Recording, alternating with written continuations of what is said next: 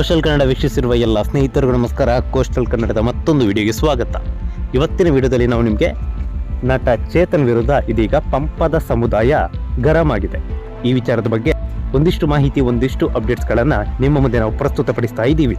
ಚೇತನ್ ಕಾಂತಾರ ಸಿನಿಮಾವನ್ನು ವೀಕ್ಷಿಸಿ ಹೊಟ್ಟೆ ಉರ್ಕೊಂಡು ಕಾಂತಾರ ಸಿನಿಮಾದಲ್ಲಿ ಬರುವಂತಹ ಪಾತ್ರಧಾರಿಗಳು, ಇದರಲ್ಲಿ ಮುಖ್ಯವಾಗಿ ಭೂತಾರಾಧನೆ ಇದು ಹಿಂದೂ ಸಂಸ್ಕೃತಿಯಲ್ಲ ಅಂತ ಹೇಳಿದ್ದಾರೆ. ಅಷ್ಟೇ ಅಲ್ಲದೆ ಈ ವಿಚಾರ ಇದೀಗ ಕರಾವಳಿಯಾದ್ಯಂತ, ತುಳುನಾಡಿನಾದ್ಯಂತ ಭಾರಿ ಚರ್ಚೆಗೆ ಗ್ರಾಸವಾಗಿದ್ದೆ. ಹಾಗೆ ಚೇತನ್ ವಿರುದ್ಧ ಎಲ್ಲರೂ ಕೂಡ ಕೆಂಡಮಂಡಲರಾಗಿದ್ದಾರೆ. ಇದೇ ವಿಚಾರವಾಗಿ ಇದೀಗ ಪಂಪದ ಸಮುದಾಯ ಹಾಗೆ ಅವರು ಚೇತನ್ ಅವರು ಏನೆಲ್ಲ ಅಲ್ಲಿ ಉಲ್ಲೇಖ ಮಾಡಿದ್ರು, ನಲಿಕೆ, ಪರವ, ಪಂಪದ ಎಲ್ಲ ಸಮುದಾಯದವರು ಇದೀಗ ಒಂದಾಗಿ ಚೇತನ್ ವಿರುದ್ಧ ದೈವದ ಮೊರೆ ಹೋಗಿದ್ದಾರೆ. ಇನ್ನು ಇದೇ ವಿಚಾರವಾಗಿ ಮಾತನಾಡಿದಂತಹ ಉಡುಪಿಯ ಹಿರಿಯ ದೈವಾರಾಧಕ ಕುಮಾರ ಪಂಪದ ಅವರು, ಸಂಸ್ಕೃತಿಯ ಅವಹೇಳನ ಆದಾಗೆಲ್ಲ ನಾವು ದೈವದ ಮೊರೆ ಹೋಗುತ್ತೇವೆ, ದೈವಗಳಿಗೆ ಪ್ರಾರ್ಥನೆ ಮಾಡ್ತೇವೆ, ನಾವು ಸೇವೆ ಕೊಡುವ ದೈವಗಳ ಮುಂದೆಯೇ ನಾವು ಪ್ರಾರ್ಥನೆ ಮಾಡ್ತೇವೆ, ನಮ್ಮ ಮೂಲ ಆರಾಧನೆಯ ಪಂಜುರ್ಲಿ ದೈವದ ಮುಂದೆ ಈ ಪ್ರಾರ್ಥನೆ ಸಲ್ಲಿಸುತ್ತೇವೆ ಅಂತ ಅವರು ಹೇಳಿದ್ದಾರೆ. ಅಷ್ಟೇ ಅಲ್ಲದೆ ಮಾತನ್ನ ಮುಂದುವರಿಸುತ್ತಾ, ನಟರಿಗೆ ನಟನೆ ಮಾಡಲು ಗೊತ್ತಿರಬಹುದು, ನಾವು ದೈವಾರಾಧಕರು, ನಮಗೆ ನಟಿಸೋದಕ್ಕೆ ಬರೋದಿಲ್ಲ, ನಾವು ತಲೆ ತಲಾಂತರಗಳಿಂದ ಸತ್ಯವನ್ನು ಪಾಲನೆ ಮಾಡಿಕೊಂಡು ಬಂದವರು, ಭೂತಾರಾಧನೆಗೆ ಇಂತಿಷ್ಟು ವರ್ಷಗಳ ಹಿನ್ನೆಲೆ ಎಂಬ ದಾಖಲೆ ನಮ್ಮಲ್ಲಿ ಇಲ್ಲ, ಯಾವುದೋ ಒಂದು ಪುಸ್ತಕ ಇಟ್ಕೊಂಡು ಮಾತನಾಡುವುದು ತಪ್ಪು ಅಂತ ಅವರು ಗರಂ ಆಗಿದ್ದಾರೆ. ತುಳುನಾಡಿನಾದ್ಯಂತ ಪರವ, ಪಂಪದ, ನಲಿಕೆಯವರು ಜೀವಿಸುತ್ತಿದ್ದೇವೆ, ನಾವು ಅಲೆಮಾರಿಗಳು ಎಂಬ ಮಾತನ್ನು ಒಪ್ಪೋದಕ್ಕೆ ಸಾಧ್ಯವಿಲ್ಲ.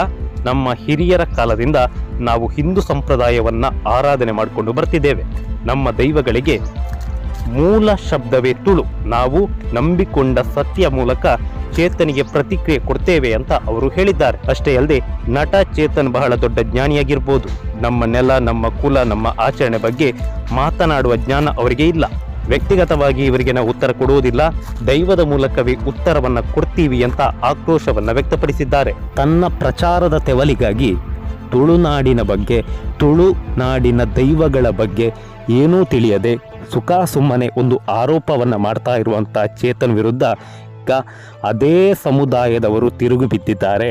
ನಾವು ಹಿಂದೂಗಳು, ನಾವು ಹಿಂದೂ ಸಂಸ್ಕೃತಿಯನ್ನ ಪಾಲಿಸಿಕೊಂಡು ಬಂದವರು. ಚೇತನ್ ಅವರು ಇದೀಗ ಸುಮ್ಮನೆ ಇಲ್ಲದೆ ಏನೋ ಒಂದು ಅಪಪ್ರಚಾರವನ್ನ ಮಾಡ್ತಾ ಇದ್ದಾರೆ. ಹೀಗಾಗಿ ನಾವು ನೇರವಾಗಿ ದೈವದ ಮೊರೆ ಹೋಗ್ತಾ ಇದ್ದೇವೆ. ಹೀಗಾಗಿ ನಾವು ಯಾವುದೇ ರೀತಿಯಾದಂತಹ ಕಾನೂನಿನ ಮೊರೆ ಹೋಗೋದಿಲ್ಲ, ಪೊಲೀಸ್ ಸ್ಟೇಷನ್ ಮೆಟ್ಟಿಲಿರೋದಿಲ್ಲ, ನಮಗೆ ಗೊತ್ತಿರೋದು ದೈವ. ಹೀಗಾಗಿ ನಾವು ನೇರವಾಗಿ ದೈವದ ಮೊರೆ ಹೋಗ್ತೇವೆ, ದೈವದ ತೀರ್ಪೆ ಅಂತಿಮ ಅಂತ ಚೇತನ್ ಅವರು ಉಲ್ಲೇಖ ಮಾಡಿದಂತಹ ಸಮುದಾಯದ ಮಂದಿಯೇ ಇದೀಗ ಚೇತನ್ ಅವರ ವಿರುದ್ಧವಾಗಿ ಚೇತನ್ ಅವರ ಸುಳ್ಳಿಗೆ ತಕ್ಕ ಉತ್ತರವನ್ನು ಕೊಡುವುದಕ್ಕೆ ಮುಂದಾಗಿದ್ದಾರೆ. ತನ್ನ ಪ್ರಚಾರದ ಗೀಳಿಗಾಗಿ ಸುಮ್ಮನೆ ಒಂದು ಸಮುದಾಯವನ್ನ ಎಳೆದು ತಂದು ದೈವದ ಶಾಪಕ್ಕೆ ಚೇತನ್ ಗುರಿಯಾಗ್ತಾರಾ? ಕಾದು ನೋಡಬೇಕು. ನಮಸ್ಕಾರ. ಈ ಮಾಹಿತಿ ನಿಮಗೆ ಇಷ್ಟವಾಗಿದ್ರೆ ಲೈಕ್ ಮಾಡಿ, ಶೇರ್ ಮಾಡಿ, ಹಾಗೆ ನಮ್ಮ ಕೋಸ್ಟಲ್ ಕನ್ನಡ ಯೂಟ್ಯೂಬ್ ಚಾನಲ್ಗೆ ಸಬ್ಸ್ಕ್ರೈಬ್ ಮಾಡಿ.